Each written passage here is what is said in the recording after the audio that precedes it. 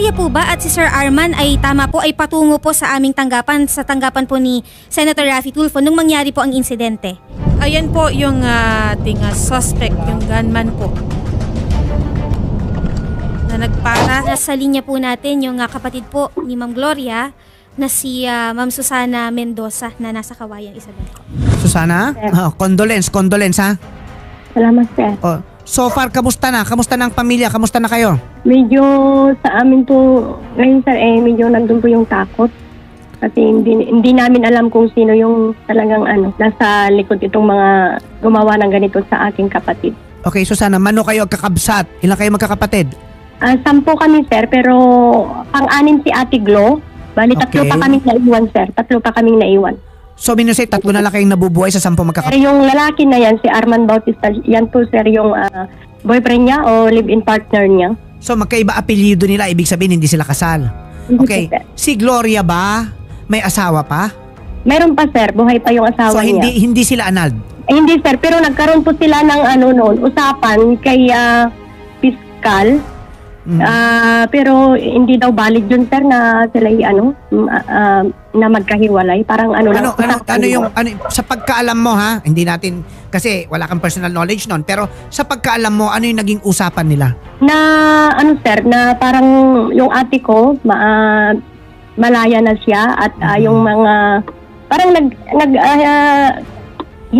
nagkanya-kanya na sila ng yung mga ari-arian, parang gano'n. At wala na silang pakialamanan sa isa't isa. Parang ganun ang usapan nila. Okay. Para sa ating mga netizens, pwede pong pagkasunduan na mag-asawa yung agreement na wala na silang pakialamanan sa isa't isa.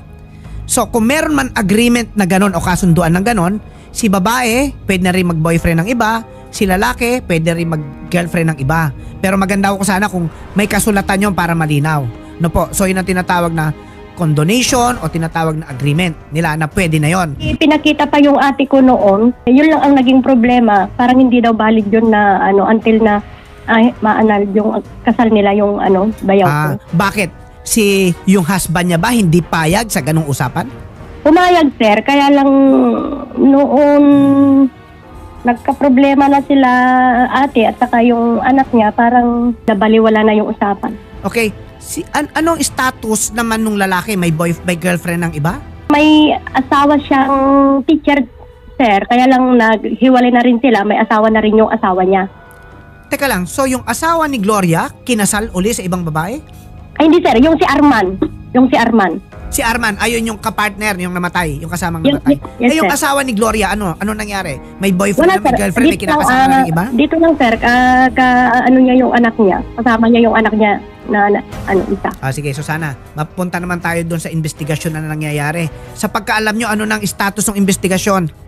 Sa ngayon, sir, maraming tumutulong upang mapabilis yung kaso. Isa na po kayo doon na sa totoo lang, sir, ako'y naiiyak kasi ang tagal ni ate na balak niya, sir, na pumunta sa opisina po ninyo. Yan ang totoo po, sir.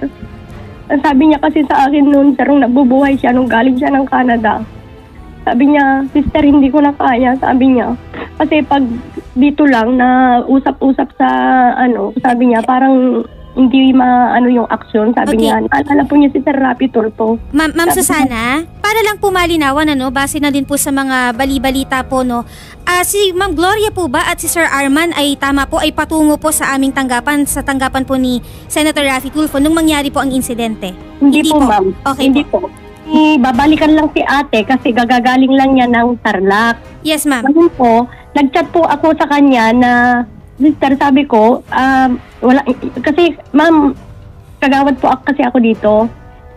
Sinabihan ko po siya na magpaparelease kami ng binhi, pero ang nakalagay kasi doon, sabi ko sa sister ko, no proxy. So, kailangan yung personal appearance mo ako. So, umuwi siya ng 13, ma'am, nandito na siya. Tapos yung pagmamadali niyang umuwi, meron siyang nakalimutan na mga mamahalagang bagay. So, 15, bumalik siya ulit ng Tarlac. Ang pinagtataka ko po, ma'am, may sasakyan po siya. Hindi niya ginamit yung sasakyan niya. Nag-commute siya. Nagkaroon po sila ng medyo hindi pagkakaintindihan ng anak niya. Kasi isa lang ang anak po niya, sir. Gusto ng ate ko,